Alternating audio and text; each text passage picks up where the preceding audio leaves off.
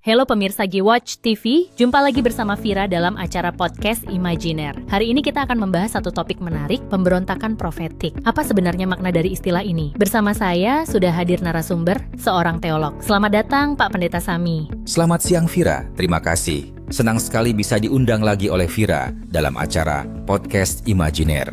Selamat siang pemirsa G-Watch TV. Pak Pendeta, bolehkah dijelaskan apa yang dimaksud dengan pemberontakan profetik? Pemberontakan profetik adalah bentuk perlawanan yang berakar pada iman. Ini bukan pemberontakan dalam arti kekerasan atau kekacauan, melainkan sikap kritis dan tegas terhadap ketidakadilan, penindasan, atau penyimpangan moral yang terjadi di jemaat maupun masyarakat.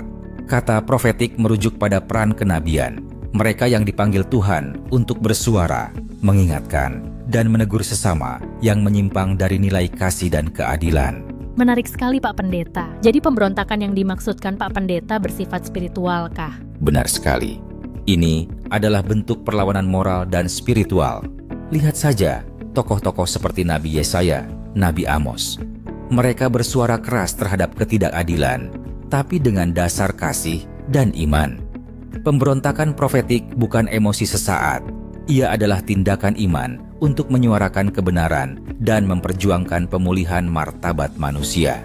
Lalu bagaimana seharusnya warga gereja atau umat percaya menyikapi panggilan ini? Gereja dan orang percaya dipanggil untuk tidak jadi penonton pasif di tengah dunia yang terluka. Menjadi profetik artinya berani bersuara, menjadi garam dan terang. Ini bukan soal memecah belah, tapi soal menyadarkan dan menuntun jemaat dan masyarakat kembali pada jalan keadilan. Pemberontakan profetik adalah bentuk kasih yang aktif, kasih yang tidak diam ketika melihat ketidakadilan.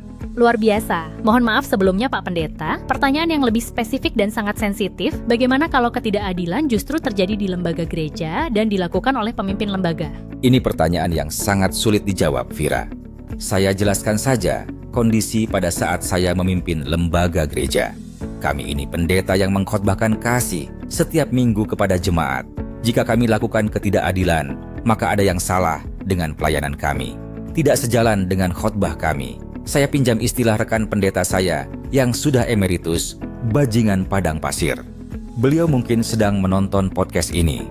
Apakah warga jemaat bisa lakukan pemberontakan profetik seperti yang Pak Pendeta jelaskan? Tentu bisa sekali. Jemaat dapat melakukan hal itu kalau pendeta melakukan ketidakadilan. Pendeta juga manusia biasa yang punya kelemahan. Akan tetapi, harus diingat pendeta diteguhkan untuk menjadi pelayan firman Tuhan, sakramen baptisan, dan perjamuan kudus. Saling koreksi perlu dilakukan agar menjadikan kondisi gereja lebih baik dan kondusif. Yesus saja dalam perjalanannya melakukan pemberontakan profetik untuk membela umat yang tertindas. Terima kasih atas penjelasan Pak Pendeta. Semoga ini jadi perenungan bagi kita semua. Pemirsa G-Watch TV, demikianlah podcast Imajiner bersama Pendeta Semi. Sampai jumpa di podcast berikutnya dengan topik yang menarik.